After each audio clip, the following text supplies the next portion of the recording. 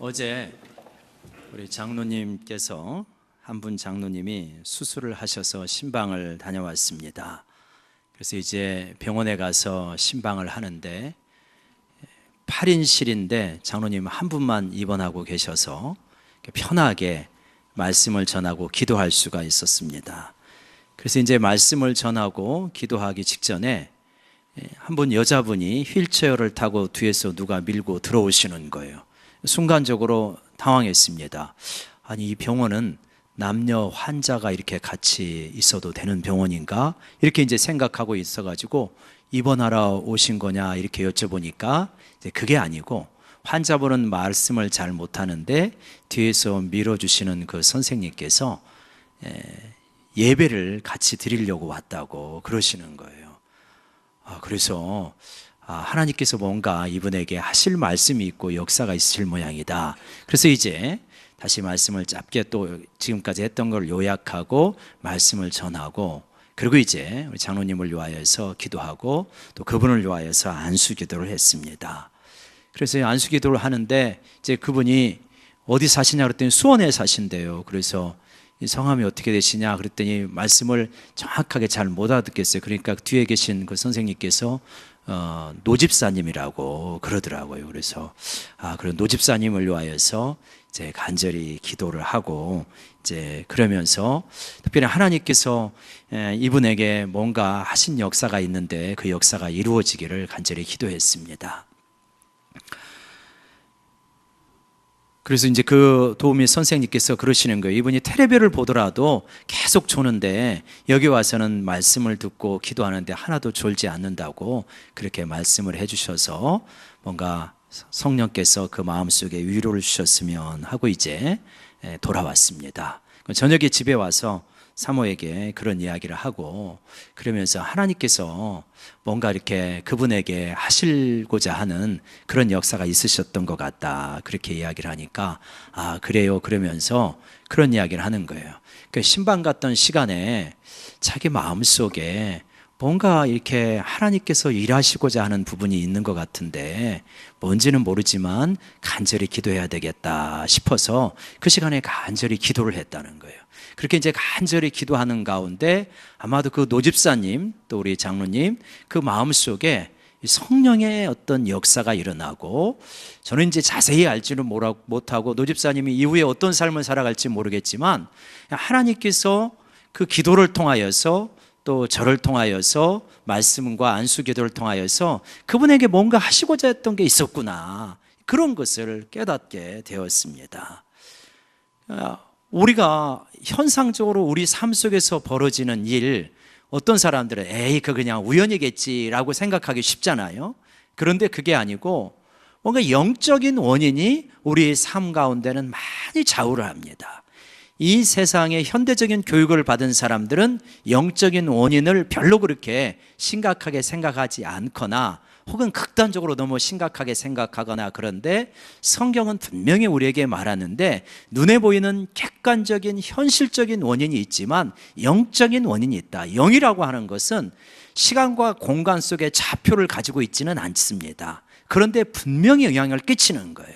좋은 영향도 끼치고 나쁜 영향도 끼치고, 우리에게 선한 영향을 끼치면서 우리를 온전하게 만들어가는 것은 성령님이시고, 우리에게 나쁜 영향을 끼치면서 죽이고 파멸시키고 멸망하게 하는 것은 악한 영인 거죠. 그래서 이 영이 우리의 삶 속에 영향을 끼친다. 그런데 이 영적인 어떤 이 씨름과 싸움이 있는데 어떻게 그 싸움에서 그 싸움이 우리에게 어떤 영향을 미치고 어디에서 싸움이 벌어지고 어떻게 승리할 수 있을까? 오늘 사도행전 마지막 부분을 살펴보면서 그거를 나누고자 합니다. 사도 바울은 1차, 2차, 3차에 걸쳐서 선교여행을 했습니다. 그리고 이제 예루살렘에 와가지고 유대인에게 붙들렸죠. 로마의 당국에 의해서 신문을 받습니다. 사도 바울은 내가 황제 가이사에게 이 문제를 상소하겠다 해서 로마 시민이기 때문에 로마로까지 호송되게 됩니다. 근데 이제 배를 타고 호송을 하게 되는데 이 배에 탄 백부장이라든가 여러 사람들이 선장이나 선주의 말을 듣고 사도 바울의 권면을 듣지 않아요. 그래서 겨울을 그 성에서 그 항구에서 나야 되는데 그냥 배를 타고 가다가 큰 폭풍을 만납니다. 그래서 배에 있는 모든 것들을 다 버리게 되고 난파의 상태죠. 그러다가 굉장히 고생을 하다가 지금 우리가 본 이 본문 멜리데라고 하는 섬에 극적으로 착륙하게 되어집니다. 수영들을 못하는 사람도 있고 또 너무 어렵기 때문에 이 배에 있는 부속물이라든가 우리로 말하면 이제 구명 보트 같은 거 있잖아요. 구명 튜브 같은 거 그런 거 다 의지해 가지고 이제 섬에 상륙을 했습니다. 근데 비는 오고요, 날씨가 추우니까 너무 덜덜덜 떠는 가운데 불을 피웠어요.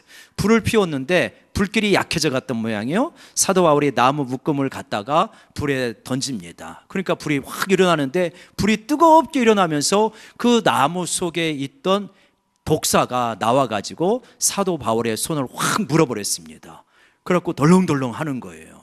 그러니까 사도 바울이 툭 쳐버립니다. 그때 그 모습을 보고 원주민들이 그러는 거, 야, 저 사람은 살인한 자다. 살인해가지고 바다에서는 겨우 피했는데 이제 우리 섬에 와가지고 독사에 물려가지고 이제 죽음을 당하게 되는구나. 그 공의의 신이 사도 바울의 범죄를 추궁했다, 이렇게 보고 있는 거예요. 그러면서 기다립니다. 저 사람이 열이 나거나 혹은 몸이 붓거나 죽거나 그럴 것이다. 그러고 있는데 전혀 끄떡이 없는 거예요. 아무리 기다려도 아무런 문제가 없으니까, 그러면 이 사람은 뭐 살인한 범죄자가 아니라 신이다. 그러면서 또 신이라고 떠받드는 거예요. 이제 그러고 나서 나는 신이 아니라고 사도 바울은 당연히 그랬겠죠. 그러고 나서 이제 보블리오라고 하는 그 섬에 추장 같은 사람이 있는데 그 집이 이제 그 근처에 있습니다. 그래서 거기 가서 3일 동안 머물고 있는데 그 보블리오의 아버지가 또 열병이 생기고 이질이 나가지고 너무 고통을 받는 거예요. 그러니까 바울이 가가지고 안수하면서 기도합니다. 기도하니까 그 사람이 깨끗하게 낫는 거예요. 그러니까 그 섬에 있는 많은 사람들이 아주 능력 있는 어떤 신과 같은 존재 혹은 마법사가 없구나 해가지고 많이들 밀려오게 되어집니다. 근데 지금 이 사도행전 28장의 이 말씀, 그리고 우리가 쭉 보아왔던 이 말씀들을 보면 마치 사도 바울에게 있어서 일어나는 역사는 진짜 주님께서 말씀하셨던 그 역사가 그대로 일어나는구나, 그런 걸 우리가 느낄 수 있어요. 한번 여러분 하나님 말씀 한번 같이 찾아보시겠습니까? 마가복음 16장 7절과 8절입니다. 사도행전 조금 앞쪽으로 나가시면 신약성경 마태복음 다음에 마가복음이 있잖아요. 마가복음 마지막 장 16장 17절 18절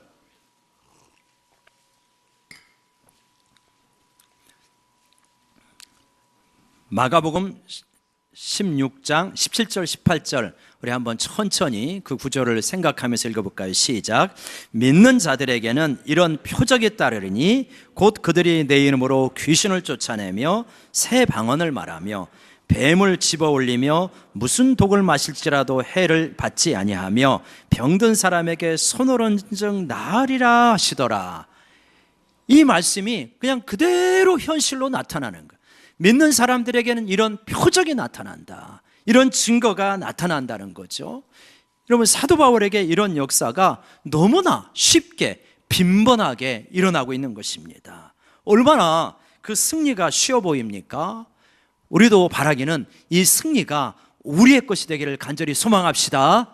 그래서 사도 바울에게 나타나고 사도행전의 초대교회 성도들에게 나타났던 이 승리가 오늘 나의 것이 되기를 간절히 원하는 거죠. 우리가 그렇게 기도하는 거죠.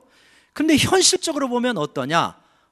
현실적으로 보면 이 승리가 우리의 현실이 되기보다는 그렇지 않을 때가 오히려 더 많다. 저 사도 바울을 보면서 영적인 열등감을 느낄 때가 있어요.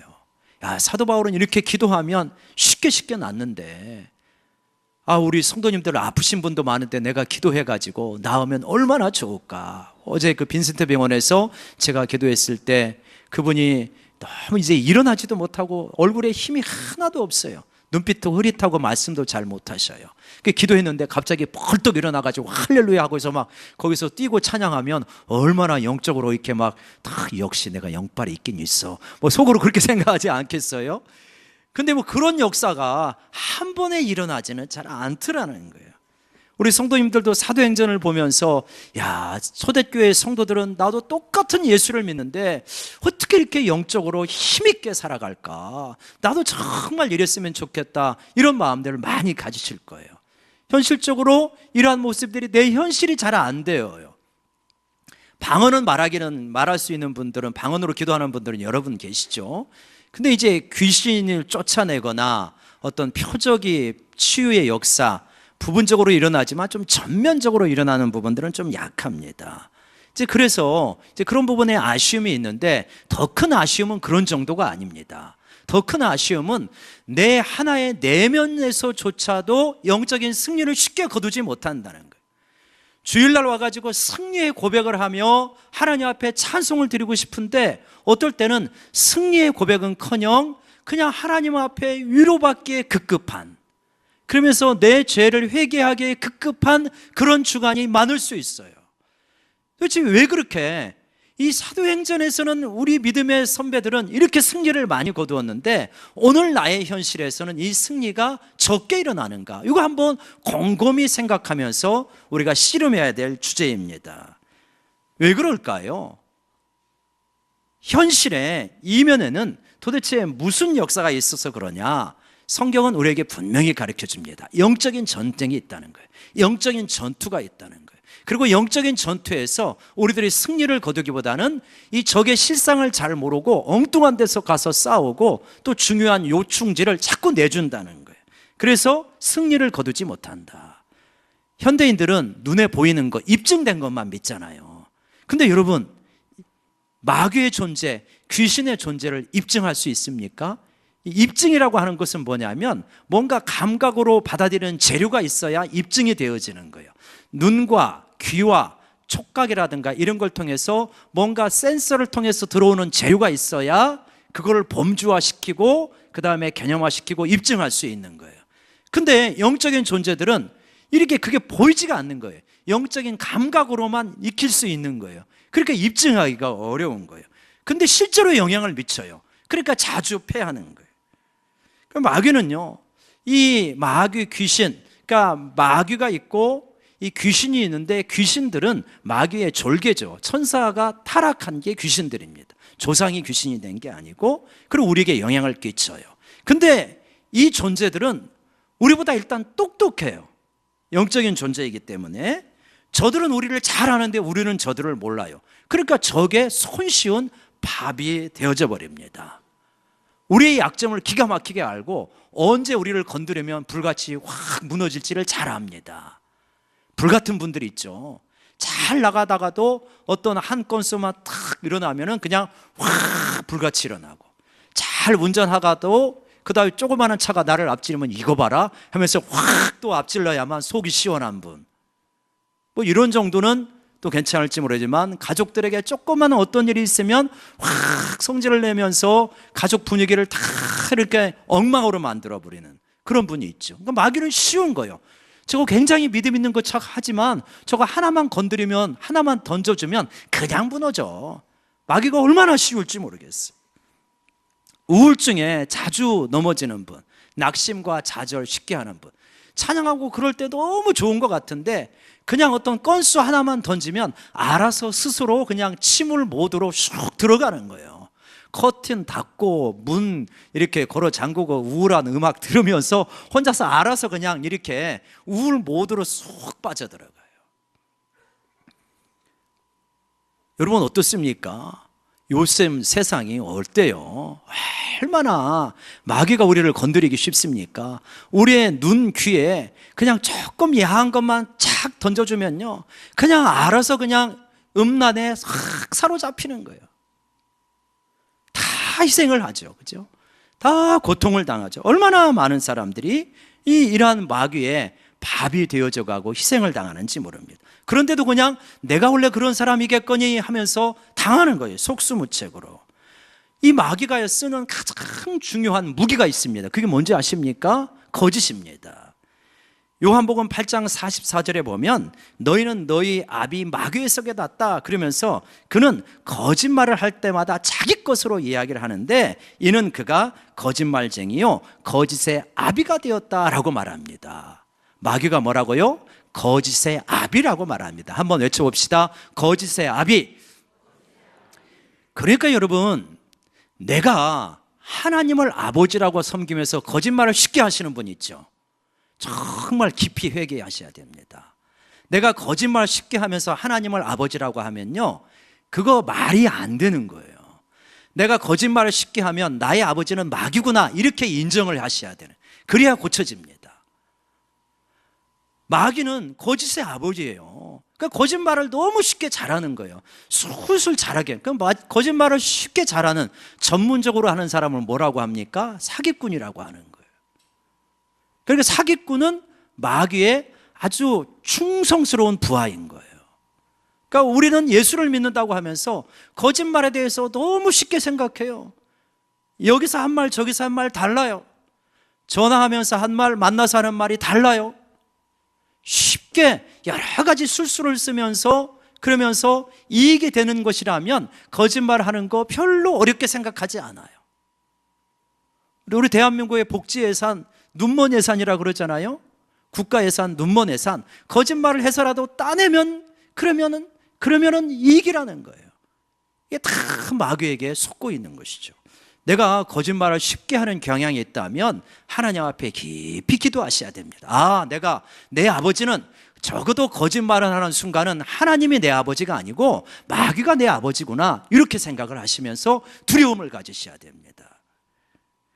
마귀가 거짓말을 많이 우리 마음속에 심어주는데, 대표적인 거짓말이 이런 것들이 있어요. 한 예를 들어보면, 몇 가지 예를 들어보겠습니다. 첫 번째는 너는 혼자라고 하는 거짓말이에요. 세상에 믿을 사람 하나도 없어. 누가 내 마음을 알아줘? 나는 혼자야. 나는 혼자다. 이게 마귀가 주는 대표적인 거짓말이에요. 하나님은 예수님을 이 땅에 보내시면서 천사를 통해서 예수님의 이름을 뭐라고 짓습니까? 임마누엘, 하나님이 우리와 함께 하신다는 임마누엘. 예수님은 이 땅을 떠나면서 뭐라고 말씀하셨습니까? 나는 너희와 함께 영원히 있으리라. 세상의 모든 사람이 없다 할지라도 주님은 내 곁에 영원히 계시고 나를 떠난 적도 없으시고 나를 버린 적도 없으셔요. 근데 나는 생각하기를 나는 혼자야. 조금만 어려우면 나는 혼자야. 누구도 내 마음 몰라. 그게 자기 말인 줄 알아요. 자기 생각인 줄 알아요. 마귀가 계속 넣어주는 생각을 그냥 내 생각인 줄 알고 속아가지고 나는 혼자야. 누구도 내 마음 몰라요. 누가 몰라요? 주님이 아시고 주님이 함께 하신다는 거예요. 두 번째로요, 마귀가 주는 대표적인 거짓말이 뭐냐? 돈이 최고라는 거예요. 노골적으로 이거를 말하는 사람도 있고, 이거를 말은 그렇게 체면 때문에 하지 못하지만 속으로 붙들고 살아가는 사람이 얼마나 많은지 몰라요. 돈이 최고라는 거예요. 돈은 힘이 있다는 거예요. 돈이 힘이 있죠, 현실적으로. 근데 돈이면 뭐든지 다 된다. 이거는 돈이고 신이라는 말이에요. 뭐든지 다 되는 게 신이잖아요. 하나님은 뭐라고 말씀하십니까? 너희가 하나님과 재물을 겸하여 섬길 수 없다고 성경에서 말씀하시는. 돈이 권능의 신과 같은 존재가 아니다. 피조물이고 너희는 하나님과 재물을 겸하여서 섬길 수 없다라고 분명하게 선언을 하셔요. 근데 그 거짓말에 속는 거예요. 많은 젊은이들이 어떻게 살아갑니까? 이 시대의 젊은 사람들이 이 순간을 즐겨라, 이 신조로 살아가요. 이 순간을 즐겨라는 거예요. 그래서 지금 이 순간, 나에게 미래는 어떻게 될지 모르고 나에게 주어져 있는 건 현재인데 이 순간은 나는 즐겨야 되는 거예요. 근데 하나님은 뭐라고 말씀하십니까? 하나님은 전도서에서 너의 모든 행위와 은밀한 일을 하나님께서 선악간에 판단하신다고 말해요. 즐기는데 선하게 즐기는 건 아무런 문제가 없죠. 다른 사람에게 아픔을 주고 고통을 주면서까지 즐기는 데 문제가 있는 거예요. 죄를 지으면서 즐기는 데 문제가 있는 거죠. 하나님은 뭐라고 하시냐면 너의 은밀한 일, 너의 모든 일 하나님이 선악간에 반드시 심판하신다. 너 그거 기억하면서 현재를 즐기라는 거예요. 근데 세상의 문화는 그렇지 않은 거예요. 너는 지금 즐겨야 된다는 거예요. 지금 즐기지 않으면 너는 손해본다. 세상 사람들이 다 즐기듯이 너도 즐겨라. 이게 세상의 문화와 메시지를 통하여서 마귀가 우리를 속이는 거짓말이 되는 거예요. 여러분, 이런 싸움이 어디에서 벌어집니까? 곳곳에서 다 벌어집니다. 곳곳에서 다 벌어집니다. 진리와 거짓의 싸움이 곳곳에서 벌어지는데, 특별히 이제 우리 안에서 벌어지는 영역을 보면 이런 영역에서 벌어지죠. 첫 번째 영역입니다. 한번 따라합시다. 생각. 무엇보다도 생각의 영역에서 이 싸움이 벌어지는 거예요. 요한복음 13장 2절에 보게 되면 이 마귀가 이 가룟 유다의 마음속에 예수님을 팔려는 생각을 넣었다라고 말합니다. 생각을 넣어요. 마귀는 생각을 불화살을 쏘듯이 쏩니다. 영화 같은 데 보면 불화살이 날아가잖아요. 불화살이 날아가요. 화살이 슉 날아가가지고 그 마음속에 퍽퍽 박히는 거예요. 제가 옛날에 이제 국궁을 좀 해봤잖아요. 국궁을 해봐가지고, 국궁을 해가지고 화살을 쏘면 한 80 내지 90m 돼요. 그리고 저기 있는 곳이 우리 뒤에 있는 문짝만 해요. 거기 동그라만 원이 그어져 있어요. 그렇게 활을 이렇게 꼬아가지고 탕 쏘면은 휙 이렇게 곡선을 그어가지고 날아가지고 탕 거기에 박힙니다. 근데 뭐 그야말로 눈 깜짝할 사이죠. 옛날에는 화살의 속도가 제일 빠르니까 가장 빠르고 짧은 거를 살이 날아가는 만큼 이런 표현식으로 하잖아요. 그러니까 생각할 겨를도 없이 생각이 훅 들어오는 거예요. 그게 전부 내 생각인 줄 아는데 마귀가 넣는 생각들이 있다는 거예요. 근데 생각이 들어오면 이 생각을 내가 취해야 될 생각인지 거부해야 될 생각인지를 잘 판별을 해야 됩니다. 근데 우리는 그걸 분별을 하지 못하고 판별을 하지 못하고 생각이 들어오면 그 생각을 훅 움켜잡아요. 그리고 끌어안습니다. 부화시킵니다. 새끼까지 낳아요. 장성하게 만듭니다. 그런 생각들이 얼마나 많은지 몰라요. 여러분 어떻습니까? 요즘 미투 운동에 쓰러지는 사람이 한두 사람이 아니잖아요. 여러분 그렇게 한번 생각해 보세요. 도대체 그분들의 생각의 세계는 어떠할까? 그 생각의 세계에서 어떤 생각들을 키워왔을까? 이번에 청와대에서 여야 영수회담이 있었잖아요. 너무 기가 막힌 표현을 하시더라고요. 한 대표가 지금 이 땅에서 발 뻗고 자는 것은 여자밖에 없다. 기가 막혀요. 남자들 다 쪼그리고 잔대요. 내가 했던 그 잘못 언제 폭로할지 모르니까. 생각의 세계에 이 마귀에게 다 장악당하고 있는 거예요. 안 좋은 생각, 미운 생각, 우울한 생각, 혐오스러운 생각, 이 생각을 한번 스크린 비추듯이 쫙 비춰본다면 아유 끔찍하지요. 그걸 그냥 다 흡수해가지고 내 것으로 생각하고 있는 거예요. 그래가지고 생각의 세계에서 져버립니다. 두 번째로 어디에서 싸움이 벌어지냐? 한번 따라봅시다. 마음에서 또 지고 있잖아요. 이 마음을 둘러싸고 성령과 이 마귀가 얼마나 갈등하고 있는지 모릅니다. 그런데 내가 그 마음을 성령님께 온전히 드리기보다는 마귀에게 자꾸 열어주는 거예요. 그럼 와가지고 그냥 진을 쳐버려요. 성경에서는 견고한 진이라고 표현을 해요. 와가지고 그냥 진을 치고 요충지를 딱 차지하고 있어요. 우울감, 낙심, 교만한 마음, 이런 것들, 음란, 이런 것들이 다 견고한 진이에요. 견고한 진을 치고 있기 때문에 성령이 와가지고 우리를 통하여 가지고 그걸 무너뜨리려고 하는데 진지를 아주 토치칼을 딱 만들었기 때문에 물리치기가 굉장히 어려워요. 잘하는 것 같다가도 혼자 있으면 확 그 속으로 들어가 가지고 마음을 빼앗기는 거예요. 그래서 잠언 4장 23절에 무릇 지킬 만한 것보다 더욱 내 마음을 지켜라. 이는 생명의 근원이 이에게서 남이라고 말씀하고 있어요. 마음을 잘 지켜야 되는데 마귀가 너무 마음이 중요한 걸 알기 때문에 생명의 근원인 걸 알기 때문에 거기다가 요새를 만들어 버리는 것입니다. 대표적인 게 비교, 교만, 우울, 음란 뭐 여러 가지 것들이 있죠. 그런 견고한 진들, 내 안에 있는 견고한 진은 무엇인가? 성령이 역사하기보다는 마귀가 잘 역사할 수 있는 아주 그냥 이렇게 견고한 진은 무엇인가? 여러분 예수 그리스도의 십자가의 보혈로 성령의 놀라운 능력으로 그 견고한 진을 파괴해 보시기를 주의 이름으로 간절히 축원합니다. 그거 다 무너뜨려야 될 견고한 진입니다. 여러분 빌립보서 2장 5절에 너희 안에 이 마음을 품으라 곧 그리스도 예수의 마음이라 그래요. 예수님의 마음은 어떤 마음이냐면 빌립보서에서 말하는 게 그는 근본 하나님과 하나님의 본체시고, 그런데 동등함을 취할 것으로 여기지 않고 종의 마음을 가졌다는 그 마음을 이야기하면서 그 마음을 품으라고 하는 거예요. 여러분, 우리 인생이 너무 힘든 이유 중에 하나는 뭐냐면 그리스도의 마음을 갖지 않고 주인의 마음을 자꾸만 갖는 거예요.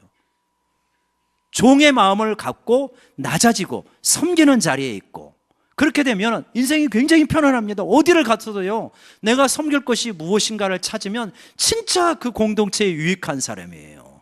어디서나 섬기는 사람은 적기 때문에.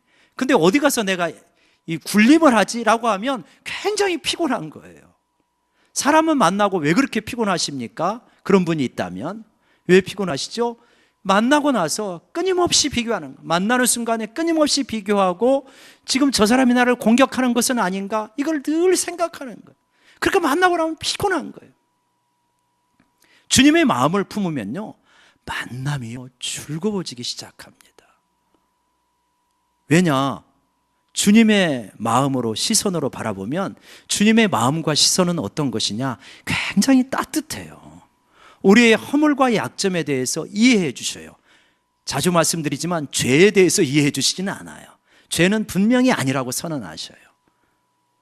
근데 우리의 약점과 허물에 대해서 주님, 제가 또 이렇습니다. 그러냐? 그래도 다시 한번 잘 일어나라. 그러나 너는 나를 의지해야 돼. 너도 그러한 모습으로 다른 사람을 바라봐. 이러면서 우리를 정말 자주 밀어주시고 격려해 주시는 분이에요. 근데 마귀는 안 그래요. 세상의 메시지를 통하여서 네가 최고야 된다, 네가 저 사람보다 우월한 것을 입증해야 돼, 네가 좀 낫다는 것을 보여줘야 돼, 끊임없이 비교하고 경쟁하는 가운데서 삶에 자유가 없어요. 평안이 없어요. 만남은 아주 피곤한 것이 됩니다. 사랑하면 만나면 즐겁잖아요. 친밀함처럼 행복한 게 어디 있어요? 그걸 다 방해해 버리는 거죠. 그리고요, 이제 싸움의 영역 세 번째 한번 따라해보세요. 입술. 시편 141편 3절에서 여호와여, 내 입술에 파수꾼을 세우시고 내 입술의 문을 지켜달라고 그런 기도를 합니다. 이 입술로요, 다른 사람을 세우고 격려하고 축복하고 사랑하고 이래도 인생이 짧은데 입술로 얼마나 많은 사람을 무너지게 합니까? 얼마나 많은 사람을 비난하고 상처를 줍니까? 얼마나 많은 사람들이 내 입술에 잘못된 이야기 때문에 주저앉아 갖고 일어서지 못하게 만듭니까? 이 입술이 문제예요. 입술. 이게 참, 이거 얼마나 조심해야 되는지.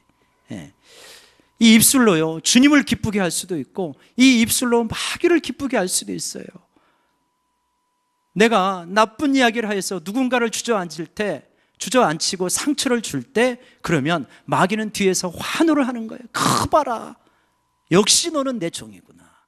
그러나 내 입술로 누군가를 세우고 믿음으로 독려하게 되어질 때 하나님이 기뻐하시는 거예요. 그래서 입술에 파수꾼을 세우는 것이 얼마나 중요한지 제가 이 말씀을 묵상하다가 여성들은 유리하다, 그런 생각을 했어요. 왜 유리하냐? 여성들은요, 아침에 나올 때마다 혹은 밥을 먹고 나서도 거울 보고 입술을 칠하잖아요. 입술을 칠하면서, 그 빨간 입술을 칠하면서 아마 그런 의미 아닐까요? 마귀야 물러가라. 입술, 내 입술에 나는 파수꾼을 세우겠다. 마귀야 물러가라. 나는 이 입술로 하나님을 찬양하고 사람을 세워가겠다. 그런 의미로 아마도 루즈를 바르지 않겠는가. 그렇기 때문에 여성들은 유리한 거죠. 여러분, 어떻게 하면 이 영적인 전투에서 승리할 수 있을까요? 한 간단하게 세 가지 정도를 살피면서 말씀을 마무리하겠습니다. 영적인 싸움이 있고 그 마귀가 우리의 생각, 마음, 입술, 여기를 장악하려고 씨름합니다. 이 마귀의 실체를 제대로 인정하지 못하고, 그리고 그 정체를 잘 모르게 되어지면 속아버려요. 거짓말에 속아가지고 무너지게 됩니다. 근데 승리하라는 거예요. 첫 번째 승리는 뭐냐면 이것입니다. 한번 따라하겠습니다. 승리의 대상을 바로 알자. 죄송합니다, 제가 잘못된, 다시 한 번만요. 싸움의 대상을 바로 알자. 싸움의 대상을 바로 알아야 돼요. 성경은 말합니다. 우리의 씨름은 혈과 육에 대한 것이 아니고 공중의 권세 잡은 자하고 씨름하는 것이다. 혈과 육은 사람인 거예요. 사람하고 자꾸 씨름을 하고 싸우는 거예요. 사랑하는 가족들하고, 사랑하는 성도들하고, 사랑하는 이웃들하고 씨름을 혈과 육으로 계속을 해요. 사람들하고. 근데 그게 아니고 그 배후에서 지금 마귀가 역사하고 있다는 걸 매일 까먹어 버리는 거예요. 그래갖고 중요한 걸 놓쳐버리는 거예요. 여러분, 감자탕 교회로 유명한 서울 강염교회 조현삼 목사님이 계시잖아요. 그 교회에서 이제 있었던 이야기인데, 목사님이 너무 안타까운 거예요. 왜 그러냐? 성도들이 자꾸 싸워. 선교회로 모여가지고 싸우고, 위원회로 모여가지고 싸우고, 그래갖고 싸우지 말라고 계속 이야기를 하는데도 계속 싸워요. 그래갖고 장로님에게 그 어려움을 호소를 하면서, 장로님 왜 그런지 모르겠다, 우리 성도들이 왜 그렇게 자주 싸우냐. 그랬더니 장로님이 이야기를 듣고 하시는 말이, 목사님 그거요 다 교회 잘 되자고 싸우는 거예요. 그때 깨달음을 얻었대요. 그렇구나. 그리고 다음부터 성도들을 만날 때마다, 설교할 때마다 이렇게 말하는 거예요. 여러분, 교회 잘 되게 하지 맙시다. 교회 잘 되게 하지 말고 성령이 하나 되게 하신 것만 지킵시다. 교회에서 교회 못 되게 하자고, 교회 무너지게 하자고 싸우는 사람 한 사람이라도 있을까요? 성도가 없을걸요. 이렇게 해야만 우리 교회가 잘 돼. 그 간절한 사명감 때문에 싸우는 거예요. 가족에서도 마찬가지예요. 저 가족 무너져야 돼, 우리 가정 망해야 돼, 그렇게 해서 가족 간에 싸우는 사람이 있을까요? 아니죠. 이렇게 해야만 우리가 잘 되는 거야. 그 마음 때문에 그렇게 이야기를 하다가 가족끼리도 싸우고 원수가 되고, 성도끼리도 싸우고 원수가 되고. 정말 중요한 것은 놓쳐버리고, 그 배후에서는 누가 웃음을 짓고 있다? 마귀는 그 배후에서 거봐라, 싸워라. 너희 가족끼리 싸우고, 부자간에 싸우고, 모녀간에 싸우고, 시어머니하고 며느리하고 계속 싸워라. 그게 나에게 영광을 돌리는 길이다. 마귀는 그런 싸움을 통해서 영광을 받는 거예요. 그걸 모르고 혈과 육하고만 싸우고 있는 거예요. 싸움의 대상이 누구냐? 누가 싸우려고 하면요, 피하시기 바랍니다.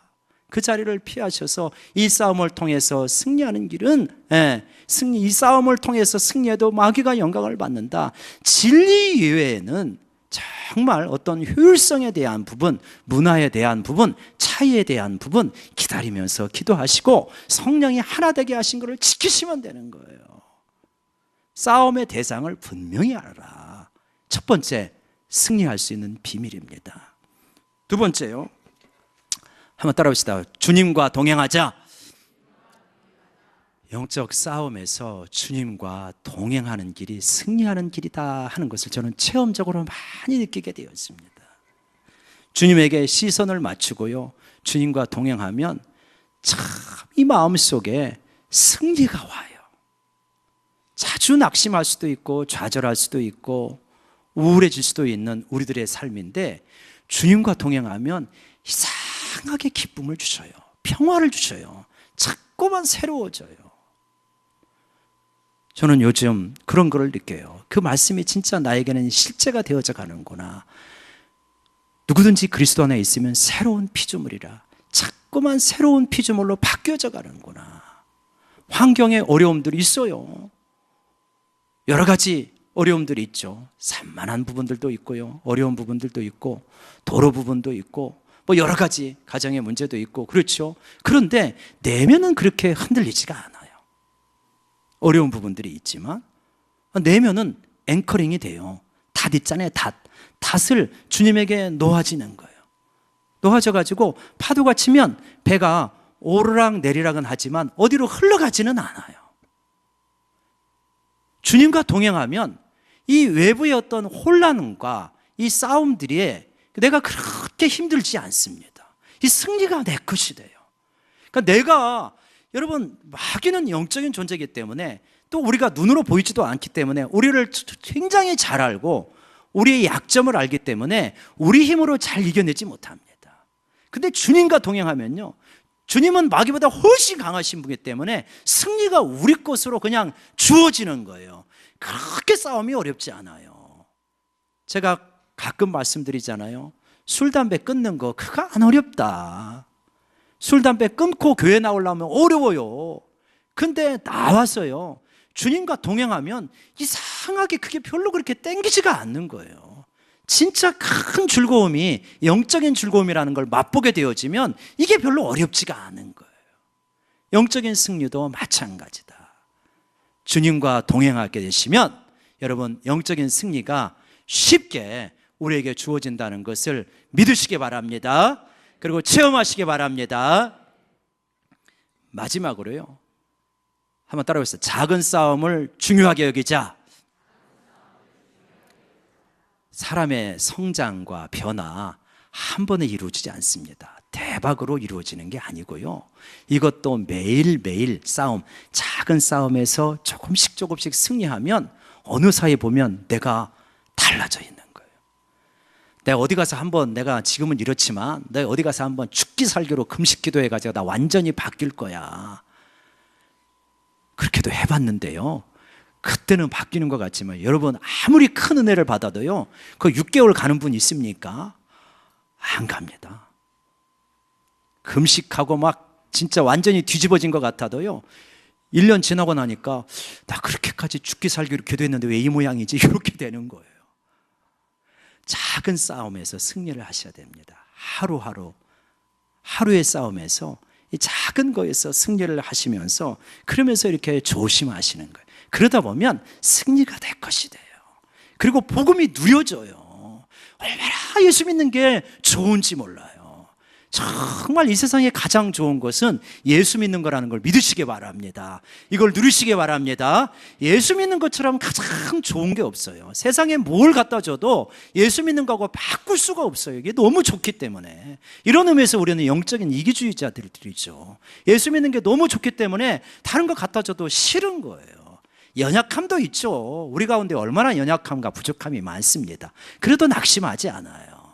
주님께서 우리를 다시 붙잡아 주시고 일으켜 가실 것을 믿기 때문에 여러분, 영적인 싸움에서 승리하시길 바랍니다.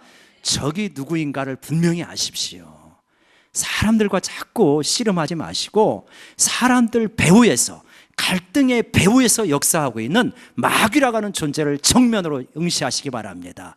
그리고 예수 이름으로 물리치십시오. 예수님과 동행하십시오. 그러면 승리가 우리의 것이 될 줄로 믿습니다. 기도하십시다. 주님,